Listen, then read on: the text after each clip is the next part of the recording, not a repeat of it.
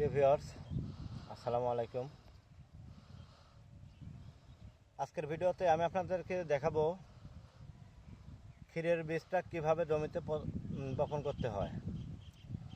আপনারা ইতিমধ্যে কিন্তু আমার ভিডিওতে দেখেছেন বেড প্রস্তুতকরণ, জমি চাষ প্রক্রিয়া।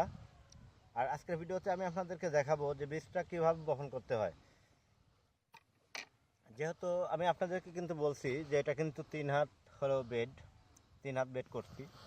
3 হাত বেডটা এই কারণে করছি যে এখান থেকে দেখেন আধাত, ওইখান থেকে আধাত, তাহলে কিন্তু 1 হাত কমে গেল। আমার কিন্তু এখানে প্রায় 2 হাতের একটু মানে আপ হবে আর কি। যাই হোক, এখানে কিন্তু 2 হাত জায়গা রইলো। এখন আমি যে পিলটা টানছি, দেখেন আমরা গ্রাম্য ভাষায় এটা পিল বলি। পিলটা যে টানছি, এই পিলের মধ্যে দিয়ে কিন্তু এখন বীজটা যাবে। তো কীভাবে বীজটা এই পিলের মধ্যে রাখতে হবে সেটাও কিন্তু আমি আপনাদেরকে এখনই দেখাবো এই ভিডিওতে। আপনারা পুরো ভিডিওটা দেখলে কিন্তু জানতে পারবেন, নইলে কিন্তু জানতে পারবেন না। তো ভিউয়ার্স, আপনারা দেখতে থাকেন আমাদের এই ভিডিওটা কিভাবে আমরা বীজটা বপন করি। ভিউয়ার্স, এই যে দেখেন, আমি কিন্তু আপনাদেরকে একটা ভিডিওতে দেখাইছি যে আমি কোন জাতের বীজটা এবার এই ক্ষীরের জাতটা লাগাবো। তো এখন আবার দেখাচ্ছি, এটা কিন্তু মেটাল শিট তৃষ্ণা। তো অবশ্যই খেয়াল রাখতে হবে, এটা কিন্তু হাইব্রিড জাতের ক্ষীরা, এটা কিন্তু মেটাল শিটের। তো এই বীজটাই কিন্তু আজকে আমি আমার জমিতে লাগাবো। প্রথমত আপনার প্যাকেটটা সুন্দর করে কাটিয়ে নিতে হবে।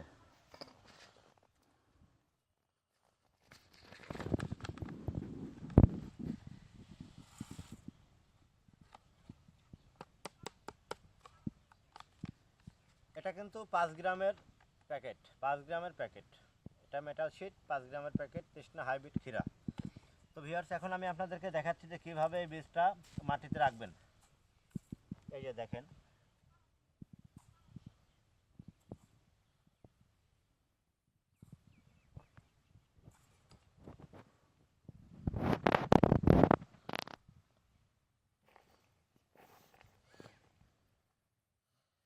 এই যে ভিউয়ার্স, আপনারা দেখতেছেন বীজটা কিন্তু আমি মাটিতে রাখতেছি।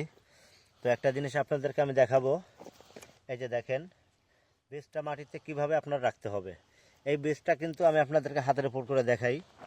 এই যে দেখেন, বীজটা কিন্তু এভাবে রাখতে হবে। আপনারা যখন এইভাবে খাড়া করে রাখবেন বা এভাবে রাখবেন, এই বীজের মাথা কোনটা, কোন পাশ দিয়ে আপনার শিকড়টা বাইরে হবে আপনারা কিন্তু জানেন না।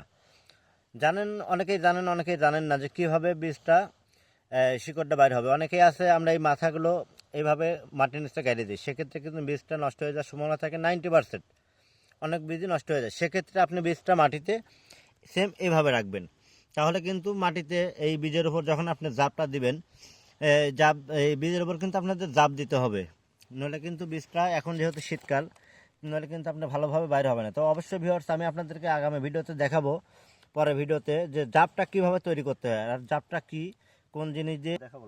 রেডি। তো ভিউয়ার্স, আমি আপনাদেরকে ইতিমধ্যে কিন্তু দেখাইলাম বীজটা কিভাবে মাটিতে রাখতে হবে। তো বীজের যে ডিস্টেন্স, যেহেতু আমি কিন্তু বীজটা এইভাবে পিল করে বেডের 2 মাথায় দিয়ে দিচ্ছি, সেক্ষেত্রে আপনার বীজের যে ডিস্টেন্সটা সেটা কিন্তু আপনাদের মাথায় রাখতে হবে। বীজের ডিস্টেন্স সর্বনিম্ন আপনার 8 ইঞ্চি হতে হবে। 8 ইঞ্চি থেকে 7 ইঞ্চি হলেও চলবে, তবে 8 ইঞ্চি বেটার হবে। 8 ইঞ্চি আপনার ডিস্টেন্সটা রাখবেন, তাহলে কিন্তু আপনার গাছটা সুস্থ সবল হবে। যেহেতু আপনি চার করতেছেন না, সেক্ষেত্রে আপনার এই সীমাবদ্ধতা কিন্তু বজায় রাখতে হবে। তো ভিউয়ার্স, অবশ্যই আগামী ভিডিও দেখার প্রত্যয় নিয়ে আমি এখানে শেষ করব আজকে। আমার যে ফেসবুক পেজটা আছে আসুন কৃষি শিখতে হলে কিন্তু আমাকে ফলো দিতে হবে। আর ফলো দিলে আমার ভিডিওগুলো আপনাদের সামনে গেলে অবশ্যই ভিডিওগুলো দেখার মধ্যে কিন্তু অনেক জানার কিছু আছে। আমার প্রত্যেকটা ভিডিও, আমি আবারও বলতেছি, আমি আপনাদের জানার উদ্দেশ্যে কিন্তু ভিডিওগুলো তৈরি করি। আর বিশেষ করে আমি এখন আপনাদের যে কথাটা বলতেছি সেটা কিন্তু জাব বিষয়ে কিন্তু আমি আরেকটা ভিডিও আপনাদেরকে দেখাবো। সেই ভিডিও পাওয়া পর্যন্ত অপেক্ষা করেন। খুদা হাফেজ, ধন্যবাদ, ভালো থাকেন।